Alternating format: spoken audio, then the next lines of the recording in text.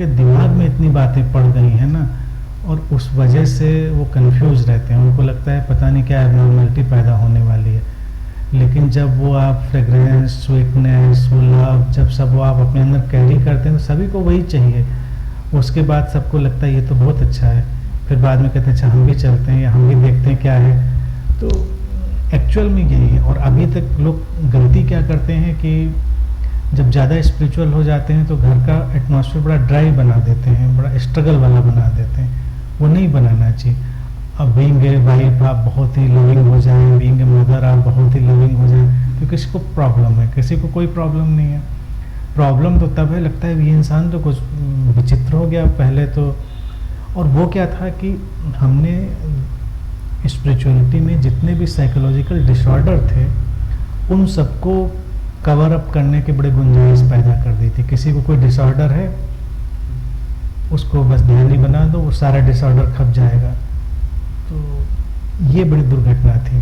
तो उसलिए लोग डरते थे कि इस समाज में चलता रहे। लेकिन अभी वो बात नहीं है। अगर मेडिटेटर, कोई भी सीकर बहुत प्रैक्टिकल है, जैसे वो बुक पिछली बार आई, तो अब आलस हमारा इतना है कि इतनी जल्दी बुक्स पे काम होता नहीं, लोग कर लेते तो हो जाता है। तो काफ़ी पहले आई थी जो धन भी ध्यान भी, तो इसको मैं लगातार एम्फेसाइज करता हूँ कि ध्यान है तो धन भी रखिए। धन और ध्यान दोनों को, ऐसे ध्यानी मत बन जाइए कि धन ही ना हो, तो फिर आप परेशान हो जाएंगे।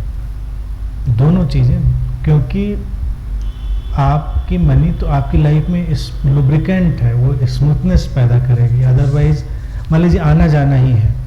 अब हम लोग अगर चाहें भी, अब धन कहीं ना कहीं तो होना पड़ेगा। देखिए आप लोग प्रैक्टिकल चीज़ नहीं सोचते।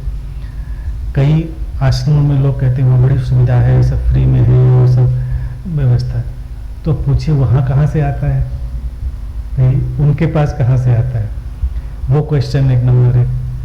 किसी न किसी के पास तो धन होना चाहिए, इस साइड हो या उस साइड हो, तो आना जाना स्मूथ होता है। अब कोई आना भी चाहता है और कहीं भी कोई प्रॉब्लम है तो नहीं पॉसिबल हो पाएगा। तो और उससे हम बहुत सारी चीज़ें बेहतर बना देते हैं। इसी तरह से प्रैक्टिकल एस्पेक्ट को कभी भी मिस नहीं करना चाहिए। तो जहाँ भी लोगों ने प्रैक्टिकल एस्पेक्ट को मिस किया, वहीं पर सब समाज उससे थोड़ा आतंकित रहता है, ध्यान और इन सब बातों से, अवेकनिंग से। क्योंकि उनको लगता है जो इस चक्कर में पड़ा वो अपनी प्रैक्टिकल लाइफ को खराब कर बैठा। वो प्रॉब्लम है।